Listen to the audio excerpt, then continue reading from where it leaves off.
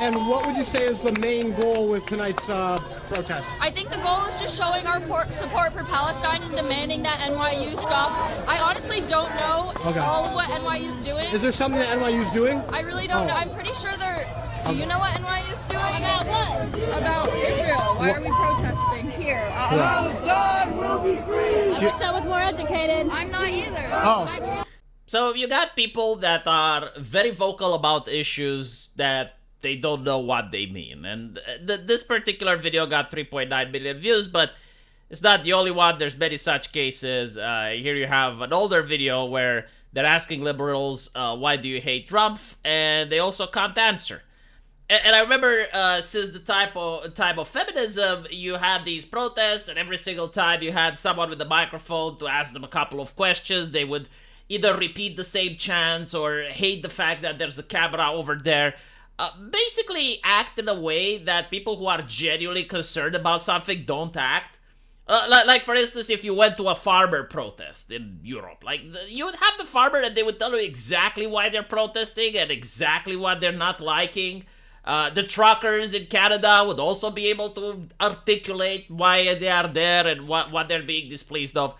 But you constantly see like these student protests and no one knows what they're protesting. So the question is why? Why is it happening? It's really easy to explain if you understand agitprop, if you know a little bit of agitation and propaganda. This is a leftist trick as old as time itself, where the issue is never the actual issue. They do not try to find solutions. I mean, obviously, just by chanting in front of a university in the United States, you're not going to change the situation in the Middle East. But what they are doing instead is they are gathering support. It's kind of like networking in the corporate environment. It's kind of like if you get a day off school for Columbus Day, like you're not actually celebrating Columbus, but you got a day off school, so you're meeting with your friends. This is literally what they are doing. Like they are gathering around and they're making friends, they're making acquaintances.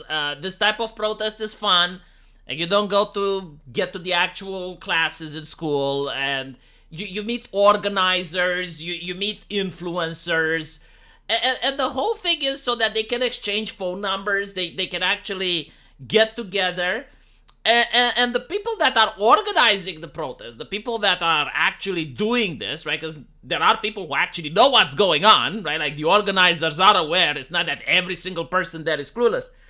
But the ones that are organizing, they're gathering phone numbers, they're gathering numbers, so that when they actually do want to protest something, like you had the American riots in 2020, and Antifa was there, right? Like, that's when they pull out their phone numbers and they call everyone and they start going. It's like, okay, well, we're going to make this protest and we're going to do this and this and that. Like, I want you at this store, there's some bricks over there, that's what you... Right? Like this is the actual reason. It is to gather up the numbers, to gather up the strength. It's very similar to what the World Economic Forum is, if you will, or businesses like COP20, right? Like COP20 never makes sense to me. It's this environmentalist meeting where most world leaders and famous CEOs go, but like, why do they go with their private jets? Why do they have to actually physically go there when they can just have a Skype meeting? And the answer is because they want a network. The issue is not the issue. They don't care about the environment. They don't care about any of that nonsense. They are there in order to shake hands, to meet new people, to form business deals. That's the actual purpose of these things. And it's the same with the leftist protests at the universities. Like most of them, they're chanting from the river to the sea. And if you ask them which river, which sea, they do not know how to answer. And again, they're there to have fun. And you also have like these individuals that they believe they're doing something because, most young people, they want to improve society. But that's a vague thing. Like, what does improving society means? Now, for their ancestors, it was like the civil rights movement, and they knew exactly what it meant. They knew what legislation they wanted to pass. They knew how things should be in order to get their way.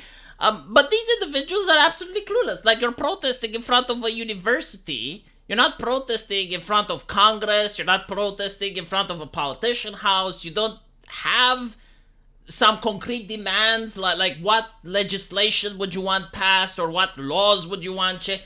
No, they're protesting because something is happening in the Middle East, and most of them haven't even been in the Middle East. But most of them don't know even anyone from the Middle East, but they're protesting regardless. Honestly, it's like this desire that I've seen for people to get sprayed with the water hose and have dogs from the police being sicked on them so that they can claim that they're victims. But it's very difficult to claim that you're a victim when you're at one of the most expensive universities in the world, dressed with a lot of brand clothing, filming in 4K from your iPhone. Like, I'm sorry, but you're not a victim. And this is why woke ideology is so popular. It's because you can have these people that are incredibly wealthy, beyond any measure of belief. Like in most places in the world, these individuals would be viewed as some of the wealthy people on Earth. And they manage to victimize themselves because, oh, well, I'm a different gender, and my gender en masse is being victimized, and therefore so I am. Or oh, I'm of a different sexuality. I support causes that are unpopular, and because of that, I'm being victimized. Like they have this desire. They want to be victimized. It's absolutely bewildering. And the reality is that this is what the university professors actually taught them. There are a couple of videos where you have the students telling the professor, it's like, this is what you taught us. Like, we're doing what you taught us. But the professor taught them that they need to hate the cisgender heteronormative colonial patriarchy. And the problem is that they expected the students would think that is America. However, the students do think that is America, but they also think that is Israel. So now that they're protesting, the professors are Pikachu face. Elon Musk actually talked about that, but the ADL immediately cracked down on him. But anyone can notice what's going on. Anyone that follows the academia and the universities and what they were teaching the students can notice what was going on. So the students are, they're genuinely telling the professors, it's like, this is what you've taught us. Like, you've taught us to behave like this. These are the tactics that you guys told us to do, and everything we're doing is ideological congruent.